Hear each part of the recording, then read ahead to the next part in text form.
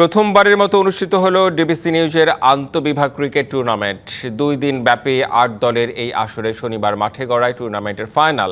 শিরোপা নির্ধারণী ম্যাচে ডিবিসি নিউজ রুম নিনজাসকে হারিয়ে চ্যাম্পিয়ন হয় ডিবিসি ডিজিটাল টাইটান্স। টুর্নামেন্ট শেষে চ্যাম্পিয়ন্স ও রানার্স আপ দলকে পুরস্কার তুলে দেন ডিবিসি নিউজের সম্পাদক লোটন একরাম।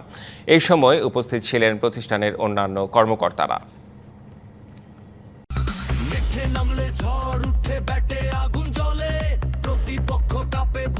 ডিবিসি নিউজের ইন্টার ডিপার্টমেন্ট ক্রিকেট টুর্নামেন্ট আয়োজনে ডিবিসি নিউজের স্পোর্টস হাব 2 দিনব্যাপী নকআউট ফরম্যাটের এই টুর্নামেন্টে অংশ নেয় 8 দল। মাঠের লড়াইয়ে সহকর্মী হয়ে ওঠে প্রবল প্রতিদ্বন্দ্বী।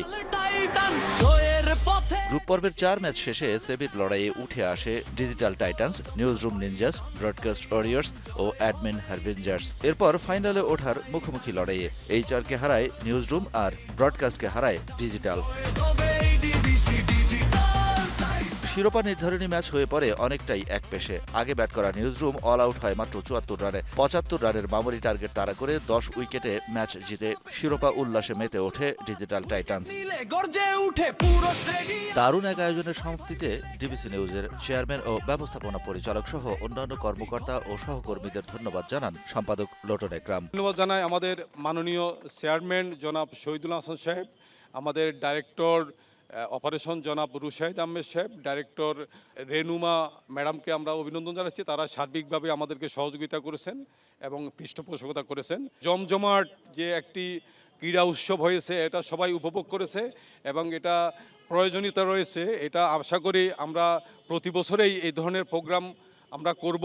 প্রথমবারের মতো এই আয়োজন সফলভাবে সম্পন্ন করার পর বিভিন্ন বিভাগের দায়িত্বপ্রাপ্তরাও জানালেন তাদের ইতিবাচক প্রতিক্রিয়া। এই টুর্নামেন্টের আয়োজনের মাধ্যমে আমাদের সকলে একটা রিফ্রেশমেন্ট হলো, জন্য কর্তৃপক্ষকে ধন্যবাদ।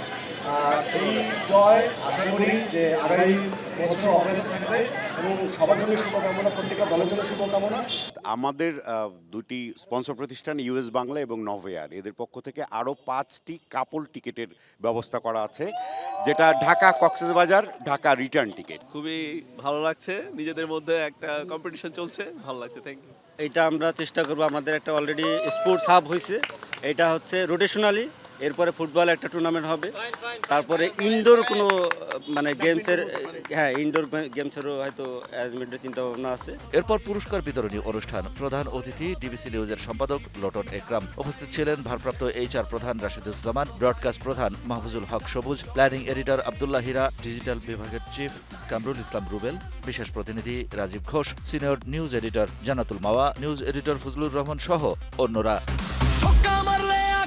পুরস্কার বিতরণী অনুষ্ঠানে প্রথমে ব্যক্তিগত পুরস্কারের পর চ্যাম্পিয়ন ও রানার্স আপ দলের হাতে তুলে দেওয়া হয় ট্রফি, সাথে নগদ অর্থ। টুর্নামেন্টের স্পন্সর সহায়তা দিয়ে ডিবিসি স্পোর্টস হাবের পাশে ছিল Purbachal regent town, Novoair, US Bangla airlines, international standard university, GHL express, DMK health.